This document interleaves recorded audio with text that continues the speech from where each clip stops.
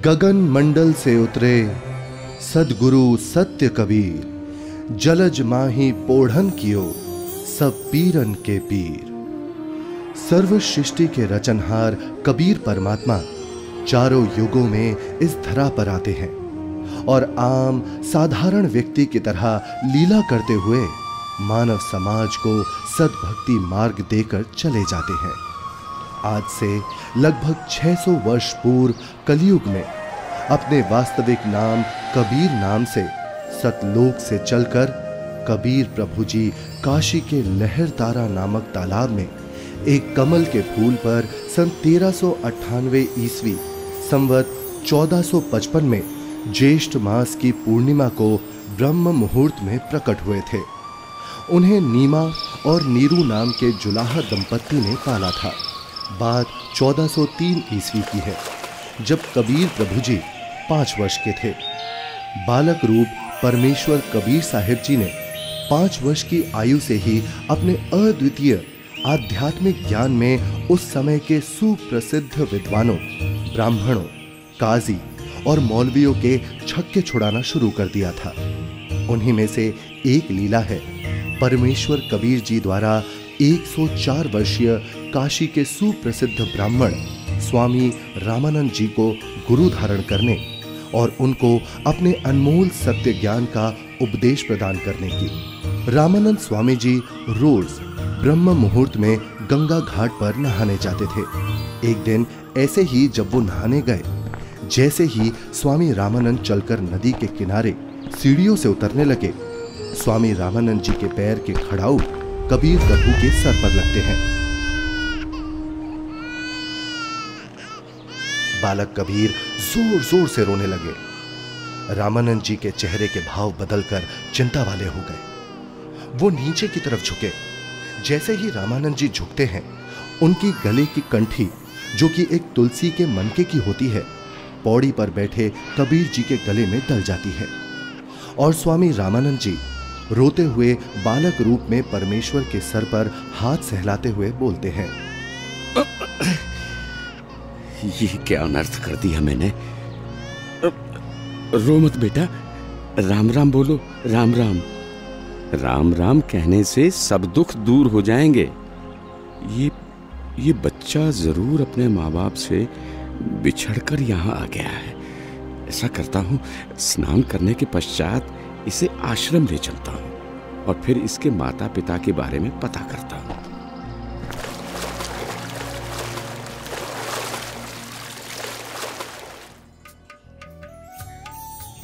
स्वामी रामानंद जी वैष्णव धर्म का प्रचार प्रसार भी खूब किया करते थे, जिसके लिए उन्होंने 1400 ऋषि शिष्य भी प्रचारक रूप में बना रखे थे।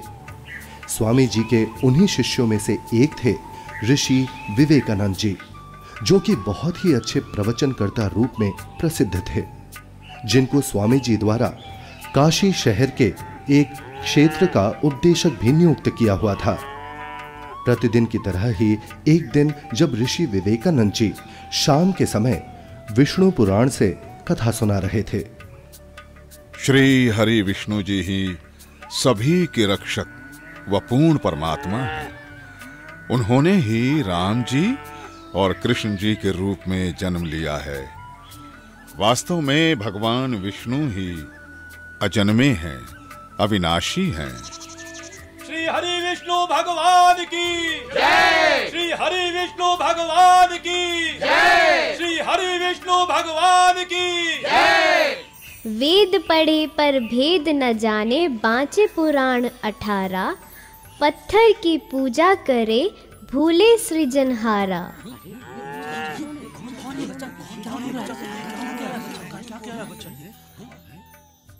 हे ऋषिवर, भगवान विष्णु अजन्मे और अविनाशी नहीं है। अब इसमें देखिएगा ब्रह्मा विष्णु महेश की क्या स्थिति है। श्रीमद् भगवत गीता, गीता प्रेस गोरखपुर से प्रकाशित है। संपादक हनुमान प्रसाद पोदार, चिमनलाल गोस्वामी। प्रकाशक एवं मुद्रक हैं गीता प्रेस गोरखपुर, गोविंद भवन कार्यालय कोलकाता का संस्थान। अध्याय 4 चल रहा है, 123 पृष्ठ पे। भगवान विष्णु अपनी माता दुर्गा की स्तुति कर रहे हैं, तुम शुद्ध स्वरूपा हो, ये सारा संसार तुम इसे उद्भासित हो रहा है। मैं ब्रह्मा और शंकर हम सभी तुम्हारी कृपा से विद्यमान हैं। हमारा आविर्भाव माने जन्म और तिरोभाव माने मृत्यु हुआ करता है। हमारा तो जन्म और मृत्यु होता है, केवल तुम ही नित्य हो, जगत जननी हो, प्रकृति और सनातनी देवी हो।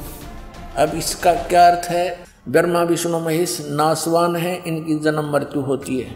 हे ऋषिवर, भगवान विष्णु अजन्मे और अविनाशी नहीं है। शिव पुराण में लिखा है कि निराकार परमात्मा आकार में आया। वे सदा शिव काल रूपी ब्रह्म कहलाया। उसने अपने अंदर से एक स्त्री प्रकट की जो प्रकृति देवी, अष्टांगी, त्रिदेव जननी, शिवा आदि नामों से जानी जाती है। पवित्र शिव पुराण ये गीता प्रेस गोरखपुर से प्रकाशित है। सचित्र मोटा टाइप, केवल हिंदी। संपादक है हनुमान प्रसाद पोदार। और ये प्रकाशित कहाँ से है? प्रकाशक एवं मुद्रक हैं गीता प्रेस गोरखपुर, गोविंद भवन कार्यालय कोलकाता का संस्था। अब देखना ये रुद्र संहिता का, अब हम छठा अध्याय पढ़ रहे हैं 101 पृष्ठ पे। देवर से एक समय ब्रह्मा जी बता रहे अपने पुत्र नारद को, एक समय उस आनंद वन में रमण करते हुए शिवा और शिव के मन में ये इच्छा हुई, दुर्गा और काल के मन में, कि दूसरे पुरुष की सृष्टि करनी चाहिए, यानी कोई पुत्र उत्पन्न करना चाहिए, जिस पर यह सृष्टि संचालन का महान भार रखकर हम दोनों केवल काशी में रहकर इच्छा अनुसार वितरे और निर्वाण धारण करें। ऐसा निश्चय करके शक्ति सहित सर्वव्यापी परमेश्वर शिव ने, इस काल ने अपने वाम भाग के 10वें अंग पर अमृत मल दिया।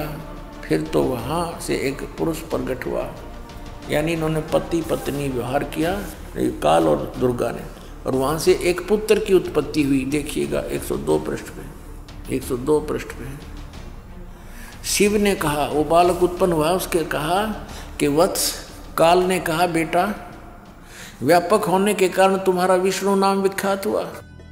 फिर काल रूपी ब्रह्म ने एक काशी नामक सुंदर स्थान बनाया। वहाँ दोनों शिव तथा शिवा अर्थात काल रूपी ब्रह्म तथा दुर्गा पति पत्नी रूप में निवास करने लगे। भगवान विष्णु इनकी ही संतान है।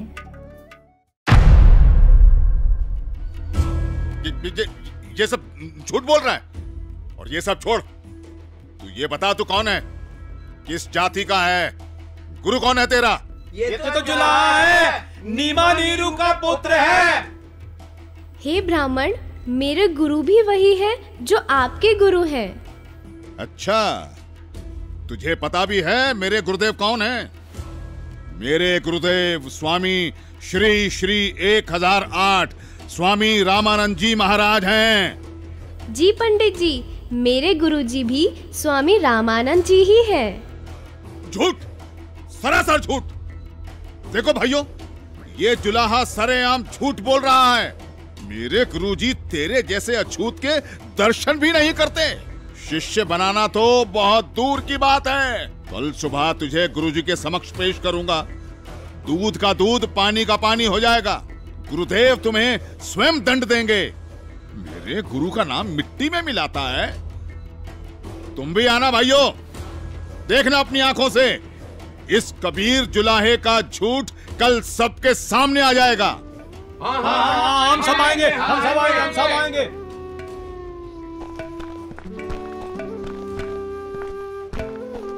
अरे पंडित जी, कम से कम मेरे सवाल का उत्तर तो देते जाइए। विवेकानंद सीधा रामानंद जी के पास पहुंचा और उन्हें सारी बात बताई।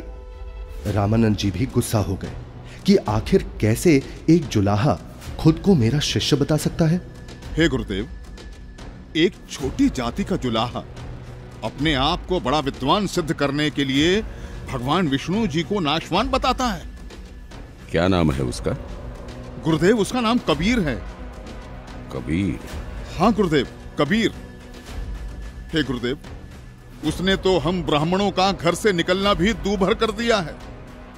हमें महाशर्मिंदा होना पड़ रहा है। आज उसने भरी सभा में कहा कि पंडित स्वामी रामानंद जी मेरे गुरुजी हैं, मैंने उनसे दीक्षा ले रखी है। झूठा है वो, सरासर कपटी है वो जुलाहा। वो कैसे मुझे अपना गुरु बताता है? उसको कल लेकर आओ मेरे सामने, और उन सभी को भी बुला लेना जिनके सामने उस तुच्छ जुलाहे ने तेरी बेइज्जती की है। कल सभी के समक्ष उसके झूठ का पर्दाफाश करूंगा।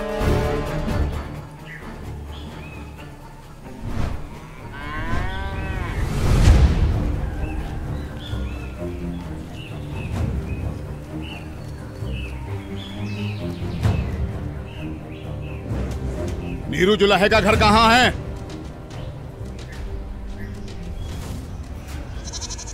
नीरू, नीरू सुनो, नीरू, नीरू। क्या हुआ भाई? बड़े परेशान दिख रहे हो। विवेकानंद अपने साथियों के साथ कबीर को पकड़ने आ रहा है। आपका घर पूछ रहा है। हाँ, लगता है कबीर ने इनको कुछ कहा है। उसे समझाओ, इनसे पंगा ना ले। क्या? कौन आ रहा है? हमें हमारे कबीर के लिए कौन आ रहा है? कौन पकड़ेगा? नीमा और नीरू डर जाते हैं और कबीर को झोपड़ी के पीछे ले जाकर कंबल से उड़ाकर छुपा देते हैं। तभी विवेकानंद वहां पहुंच जाता है। कहां है वो दंड बालक कबीर? कल उसने भरी सभा में मेरे गुरुदेव का अपमान किया है। आज सबके सामने गुरुजी उसकी पिटाई करेंगे। हे ब्राह्मण जी, क्या बात है? इतना क्रोधित मत होइए। हमारा कबीर किसी का अपमान कर ही नहीं सकता। न जाने क्यों आप हमारे कबीर के पीछे पड़े हैं। मेरा कबीर यहाँ नहीं है। अच्छा, अभी पता चल जाएगा। तोड़ डालो इसकी झोपड़ी को और ढूंढ कर निकालो उस अधर्मी कबीर को। रुक जाइए, हम हाथ जोड़ते हैं। हमारे कबीर ने कुछ नहीं। घर में घुसकर विवेकानंद और उसके शिष्य तोड़ फोड़ करने लगते हैं तो कबीर प्रभु जी से नहीं रहा जाता। वो सामने आ जाते हैं। सब कुछ तोड़ दो, सब कुछ। हे विवेकानंद ब्राह्मण, मैं यहाँ हूँ, झोपड़ी के पीछे। झोपड़ी के पीछे? पकड़ो उसे। पकड़ो। विवेकानंद उन्हें बंदी बना लेता है। फिर जब नीमा और नीरू कबीर प्रभु को बचाने की कोशिश करते हैं तो विवेकानंद उन्हें धक्का मारता है और हिंसा करते हुए कबीर प्रभु को रामानंद जी के पास ले जाता है। विवेकानंद और साथ आए शिष्य बालक को छुड़ाने के लिए बीच में आए नीरू और नीमा के ऊपर भी हाथ उठाते हैं।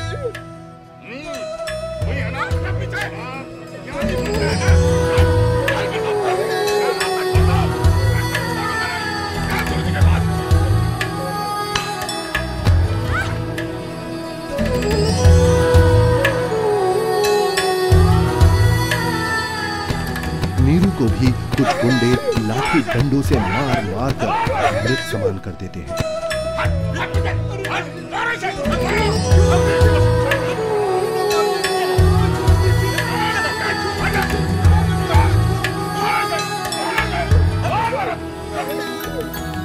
साच कहू जग मार ही, या झूठ कही ना जाई हो। साच न पूरा पावते, ये झूठे जगपति आई हो। एक तरफ विवेकानंद कबीर प्रभु जी को पकड़कर रामानंद जी के पास ला रहा था और दूसरी तरफ रामानंद जी ने अपनी कुटिया के बाहर एक बड़ा सा पर्दा लगवा दिया जिससे रामानंद जी की नजर शूद्र पर ना पड़े। हे स्वामी, आपके आदेश के अनुसार पर्दा लगवा दिया है जिससे कबीर की नजर आप पर ना पड़े। कबीर को इस पर्दे के पीछे ही खड़ा किया है। मारो इसे, इसने हमारे गुरुदेव का अपमान किया है। मारो, हमारे ईश्वर की निंदा की है इसने। मारो इसको, मारो इसे, मारो। शांत, शांत, शांत। आप सभी शांत रहें। गुरुजी खुद ही इस अधर्मी को सजा देंगे। कौन है तू जुलाहे? मैं सतलोक का निवासी हूँ, अजन्मा अविनाशी हूँ, पूर्ण ब्रह्म परमेश्वर हूँ। मेरा नाम कबीर देव है। ये सृष्टि मुझ पर ही आश्रित है। तू हाड़ मांस का बना मुसलमान के टुकड़ों पर पलने वाला नीच जुलाहा जाति का बालक है। तू खुद को परमात्मा कहता है? सत्य यही है कि मैं ही सर्वशक्तिमान परमेश्वर हूँ और आप ही मेरे गुरुजी हैं। आप मुझे अपशब्द कह रहे हैं तो भी मुझे आनंद आ रहा है गुरुदेव। तू ऐसे नहीं मानेगा ना जुलाहे। तू थोड़ी देर प्रतीक्षा कर, मैं पहले पूजा कर लेता हूँ, फिर तुझे देखूंगा।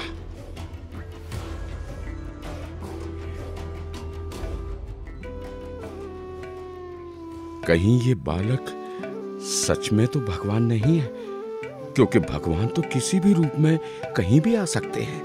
कहीं मुझसे कोई गलती ना हो जाए। अपनी पूजा साधना के बाद सोच समझ के बात करूंगा। 104 वर्ष के रामानंद, जो कि सालों से ध्यान कर रहे थे, वो ध्यान करते हुए ही ध्यान में ही भगवान की काल्पनिक छवि बनाते और उनकी पूजा करते।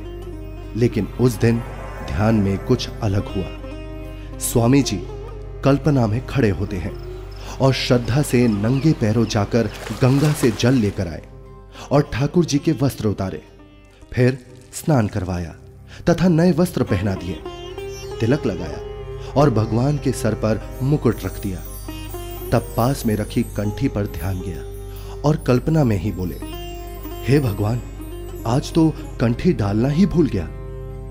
फिर कंठी उठाकर मुकुट के ऊपर से डालने लगे, लेकिन माला मुकुट में फंस गई। अब स्वामी जी चिंतित हो गए और कल्पना में ही सोच रहे हैं, हे भगवान, आज ये आपके दास के साथ क्या बनी? यदि कंठी नहीं डाली तो पूजा अधूरी रह जाएगी, और अब यदि मुकुट उतार दिया तो पूजा खंडित हो जाएगी। आज से पहले ऐसी गलती कभी नहीं बनी थी। हे प्रभु, आज क्या गलती बन गई मुझ पापी से? आज का तो मेरा सारा दिन ही व्यर्थ गया।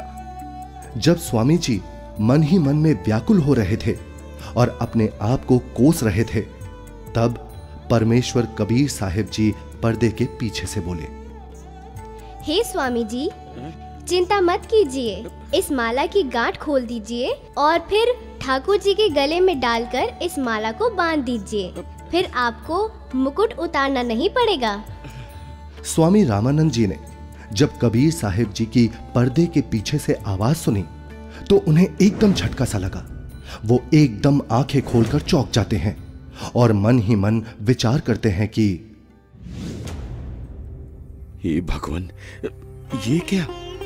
यहाँ ना तो कोई मूर्ति है और ना कोई माला। मैं तो काल्पनिक पूजा कर रहा था और मेरे मन में चल रही इस काल्पनिक क्रिया को इस बालक ने कैसे जान लिया? ये कोई साधारण बालक नहीं हो सकता। मेरे इस भजन क्रिया को तो केवल भगवान ही जान सकता है। ये तो साक्षात भगवान है। आपने तो मेरे मन की बात बता दी। आप तो स्वयं भगवान आए हो। आप कोई साधारण बालक नहीं हो। हाँ, आप कोई साधारण बालक नहीं हो। फिर स्वामी जी को महसूस हुआ कि बालक कबीर के शरीर में कहीं हड्डियां तो महसूस हो ही नहीं रही। तभी वो बालक कबीर को सीने से हटाकर उनके हाथ पैर यानी शरीर को दबा दबा कर देखने लगे। हे भगवान, आपका शरीर तो बहुत कोमल है, जैसे रुई हो। आपके शरीर की तुलना में मेरा तो पत्थर जैसा शरीर है। स्वामी जी क्या कर रहे हैं? स्वामी जी ने एक शूद्र को गले लगा लिया। क्या कर रहे हैं स्वामी जी? लगता है कि बुढ़ापे में गुरुजी का दिमाग हिल गया है, जो शूद्र को गले से लगा लिया। हे भगवान, अगर आपकी आज्ञा हो तो मेरी कुछ शंका है। कैसी शंका गुरुदेव? हे भगवान, एक बात समझ नहीं आई। आपने झूठ क्यों बोला? कैसा झूठ स्वामी जी? आप कह रहे थे कि आपने मुझसे उपदेश ले रखा है, लेकिन मैंने तो आपको कभी नाम दीक्षा नहीं दी। स्वामी जी, याद कीजिए, एक समय आप पंचगंगा घाट पर स्नान करने के लिए गए थे। मैं वहाँ पौड़ियों पर लेटा हुआ था। आपके पैरों की खड़ाऊ मेरे सिर पर लगी थी और मैं पीड़ा के कारण रो रहा था। तब आपने मेरे सिर पर हाथ रखा और कहा कि बेटा राम राम बोलो। तो स्वामी जी, आप मेरे गुरु बन गए और मैं आपका शिष्य।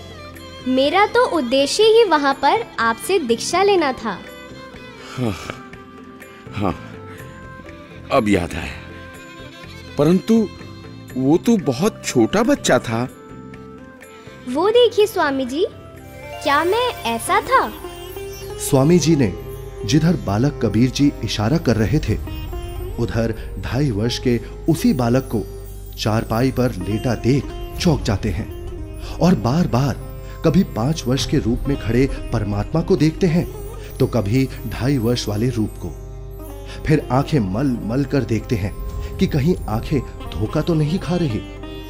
इतने में 2.5 वर्ष वाला बालक चारपाई से हवा में उड़ा और 5 वर्षीय बालक के रूप में खड़े कबीर साहिब जी में समा गया और 5 वर्ष वाले बालक के रूप में कबीर साहिब जी वहीं खड़े हैं।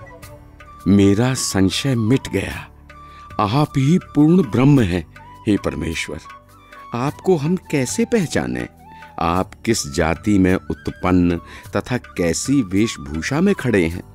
कैसे एक छोटे से बालक के रूप में धोती कुर्ता पहने जुलाहा जाति शूद्र वर्ण में उत्पन्न हुए हैं दाता? हे मालिक, हम तुच्छ बुद्धि जीव आपको कैसे पहचाने? अपने इस अनजान बालक की गलती क्षमा करना प्रभु। ऐसा मत कहिए स्वामी जी, आप मेरे गुरुदेव हैं और मैं आपका शिष्य। नहीं भगवान, मैंने आपको पहचान लिया है। भगवान, आपके बच्चे की कुछ और शंकाएं हैं जिनका निवारण चाहता हूँ, यदि आपकी आज्ञा हो तो। हाँ स्वामी जी, बोलो, आपकी क्या शंकाएं हैं? हे कबीर देव, मैं अपने शिष्यों को राम नाम जाप करने को नहीं देता। यदि आपने मुझसे दीक्षा ली है तो आप मुझे वो मंत्र बताइए जो मैं अपने शिष्यों को देता हूँ। स्वामी जी, आप ओम नाम जाप करने को देते हो। आपने जो मंत्र बताया ये तो सही है, लेकिन एक शंका और है, कृपया उसका भी समाधान कीजिए। पूछिए गुरुदेव जी। मैं जिसे शिष्य बनाता हूँ उसे एक चिन्ह देता हूँ, वो आपके पास नहीं है। हे गुरुदेव, आप एक तुलसी की कंठी माला देते हो गले में पहनने के लिए। ये देखो गुरुदेव, उस दिन पंचगंगा घाट पर आपने ही तो अपने गले से निकालकर ये कंठी मेरे गले में पहनाई थी। ये सारी लीलाएं देखकर वह बालक रूप में खड़े कबीर परमात्मा की बातें सुनकर स्वामी रामानंद जी समझ गए कि ये कोई साधारण बालक नहीं है। उसके बाद कबीर परमात्मा ने स्वामी रामानंद जी को अपने उसी 5 वर्ष के बालक के रूप में अपने साथ यमलोक, स्वर्गलोक, विष्णुलोक, शिवलोक और फिर अंत में सतलोक में ले जाते हैं। ये सतलोक है। सतलोक में नूरी आत्माएं घूमती हुई, सफेद वृक्ष, सफेद फल, फूल, महल, दूधों की नदियां दिखती हैं। हीरे मोतियों के चमकीले पहाड़, सफेद वस्त्रों में मोतियों की माला पहने आत्माएं सतलोक में घूमती हुई। फिर वो दोनों एक बड़े से गुंबद नुमा महल के अंदर सतलोक में भगवान के पास पहुंच जाते हैं। सतलोक में पूर्ण परमात्मा कबीर जी एक गुंबद में एक ऊंचे सिंहासन पर विराजमान दिखते हैं। दोनों उस सिंहासन पर बैठे परमात्मा को प्रणाम करते हैं। अब बालक रूपधारी कबीर देव उस सिंहासन के पास जाते हैं और सिंहासन पर बैठे अपने अन्य रूप पर चवर करते हैं। ऐसा देखकर रामानंद जी सोचते हैं, इसका मतलब कबीर देव जी इस सिंहासन पर बैठे सच्चे परमात्मा के सेवक हैं। तभी सिंहासन पर विराजमान तेजोमय परमात्मा सिंहासन से उठकर खड़े हो गए और कबीर देव जी के सामने हाथ जोड़कर कबीर देव जी को बैठने का आग्रह करने लगे। बालक रूप में कबीर परमात्मा सिंहासन पर बैठ गए और पहले सिंहासन पर बैठे परमात्मा बालक कबीर को चवर करने लगे। रामानंद जी प्रभु के सामने हाथ जोड़कर खड़े रहे। तभी फिर तेजोमय परमात्मा एक प्रकाश पुंज में बदल गया और फिर वो उस बालक कबीर जी के शरीर में समा गया। अब बालक कबीर जी का शरीर भी उतना ही तेजोमय हो गया जितना कि पहले सिंहासन पर बैठे परमात्मा का था।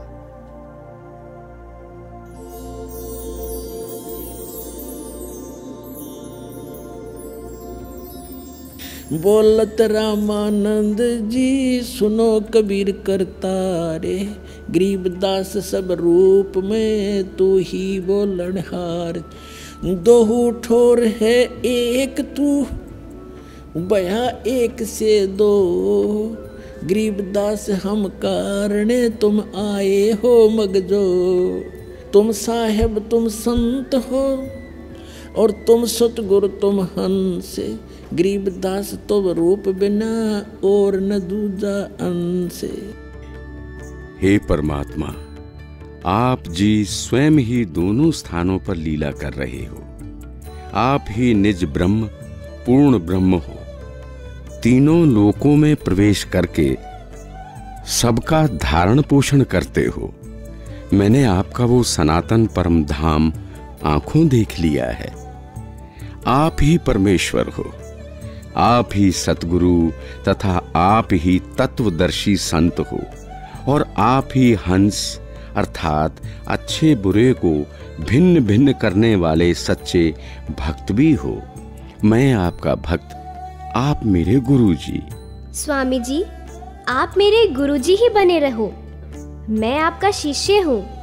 ये गुरु परंपरा बनाए रखने के लिए अति आवश्यक है, नहीं तो भविष्य में संत भक्त कहा करेंगे कि गुरु बनाने की कोई आवश्यकता नहीं है। कबीर ने कौन सा गुरु बनाया था? इसलिए स्वामी जी, संसार की दृष्टि में आप मेरे गुरुजी की भूमिका कीजिए तथा वास्तव में जो साधना की विधि मैं बताऊं, आप वैसे भक्ति कीजिए। ठीक है परमात्मा, जैसी आपकी आज्ञा।